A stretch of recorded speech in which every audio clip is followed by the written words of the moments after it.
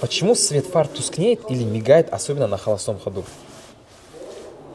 Смотря какой свет, дальний, ближний. Ну, Или... давайте пока вот возьмем, ну, ближний самый, который вот используемый на дорогах. Ну, это чаще всего неисправность генератора, может быть. И вообще то, что тускнеет свет фар, это, как правило, сами фары уже просто плохие могут быть. Может Никак быть, не связано, да? а то, что он мигает, это уже как бы лампочки сами могут из строя выходить начинать. Так как, ну, светодиодные модули зачастую при падении напряжения, они начинают моргать просто. А вот, например, когда, например, стекло поднимаешь или там нажимаешь дополнительный свет, начинает мигать вот фары. Это все от генератора или же какие-то еще другие проблемы?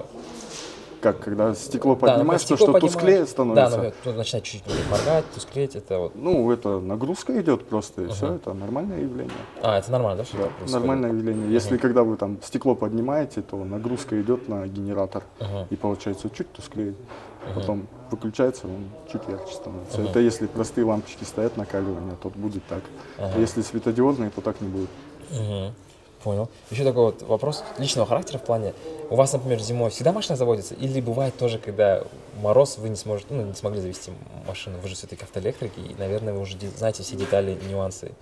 Да, бывает, конечно, Бывает, не да? заводится. Да? Да? Это нормально, да? Сильный мороз, когда не заводится машина. Но я выхожу, один раз крутанул стартером, не завелась, и Всё, все. поняли, да, короче? Домой зашел, и жду, пока тепло не станет, короче, не мучаю, там, не грею ее, не мучаю. Это потому что смысла нет.